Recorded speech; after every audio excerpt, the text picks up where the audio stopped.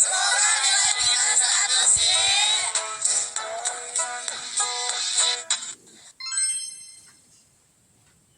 salib terjadi pada abad pertengahan antara tahun 1905 dan 1291 dan melibatkan kekuatan Eropa melawan kekuatan Muslim. Seruan Paus Urbanus II disambut antusias oleh masyarakat Eropa, dan para sukarelawan yang ikut berperang kemudian dikukuhkan menjadi tentara salib. Tentara salib kemudian membentuk negara-negara baru yang disebut Outremer, yaitu negara Edessa, negara kerajaan Yerusalem, dan negara Tripoli. Perang salib besar dimulai sebagai upaya untuk membawa Yerusalem di bawah kendali Kristen.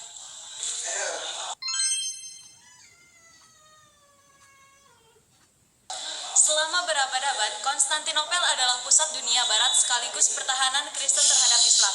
Konstantinopel yang terletak di tepi pantai Laut Marmora di dekat Selat Bosporus merupakan kota transit rempah-rempah pertama di sekitar Laut Tengah yang menghubungkan barang-barang antara Eropa dan Asia.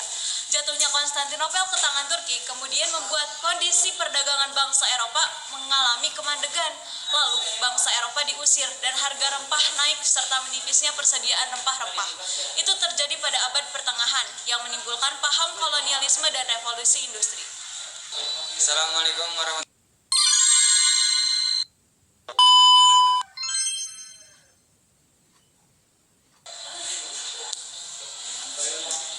Latar belakang bangsa Eropa melakukan penjelajahan samudra. Sejarah mencatat jika bangsa Eropa memutuskan untuk melakukan ekspedisi atau penjajahan ke belahan bumi dan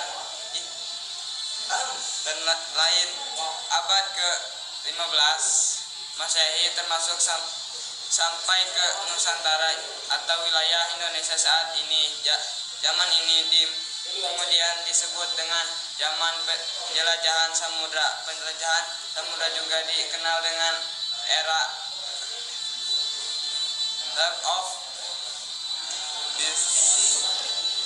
Zaman ini mulai dengan kekaisaran Romawi Timur Rumah usai melawan kekuasaan Islam.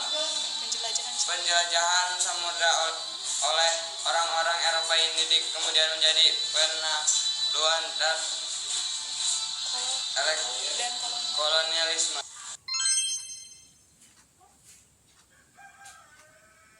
Kolonialisme telah berkembang lama di dunia sejak abad ke-15. Awalnya, bangsa Eropa menguasai seluruh wilayah dengan kekuasaan sistem politik serta militer kuat.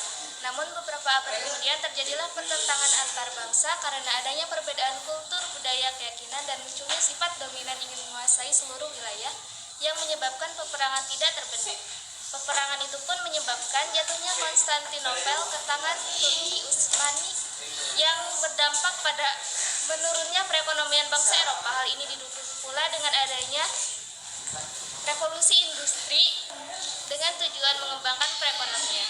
Jatuhnya Konstantinopel inilah yang kemudian membuat bangsa Eropa menjadi berambisi untuk menguasai seluruh wilayah demi merenggut keuntungan sebanyak-banyaknya sekaligus kejayaan dan bidang politik. Itulah awal mula kolonialisme mulai berkembang dan menjadi sebuah sistem di luar kendali manusia.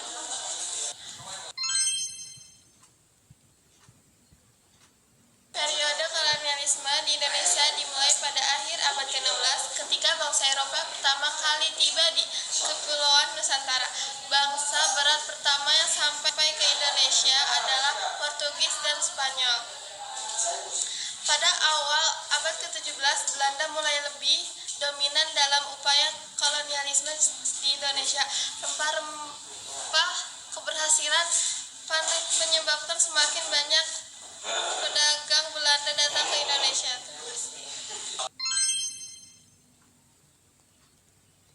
Praktek kolonialisme di Indonesia menyebabkan kesengsaraan karena pengusahaan dari sumber daya alam dan tenaga kerja Indonesia untuk kepentingan mereka sendiri, sementara rakyat Indonesia mendapatkan sedikit atau bahkan tidak ada keuntungan sama sekali. Perlawanan bangsa Indonesia terhadap kolonialisme memiliki beberapa ciri. seperti bersifat kedaerahan dilakukan tidak serentak karena wilayah-wilayah Nusantara sulit dijangkau. Dipimpin oleh tokoh daerah, strategi pertama, gerilya didorong perasaan tertindas, tidak bersifat politis. Dampak positif kolonialisme dalam bidang politik adalah adanya tokoh terpelajar yang memimpin pergerakan nasional. Dampak negatif kolonialisme dalam bidang politik adalah adanya pengambilan dan penghancuran wilayah Indonesia dan mempengaruhi sistem pemerintahan kerajaan ada di Indonesia. Dampak positif di bidang ekonomi adalah mengetahui sistem perbankan, masuknya alat transportasi, dan mengetahui liberalisme dan kapitalisme. Dampak positif di bidang ekonomi adalah kebijakan yang merugikan warga Indonesia dan monopoli perdagangan. Dampak positif di bidang sosial dan budaya adalah hancurnya feodal, ada kebudayaan baru, mengetahui informasi mengenai kesenian yang dibawa oleh Eropa. Dampak negatif di bidang sosial budaya adalah adanya rasisme terhadap pribumi, hilangnya budaya lokal, dan struktur sosial yang rusak.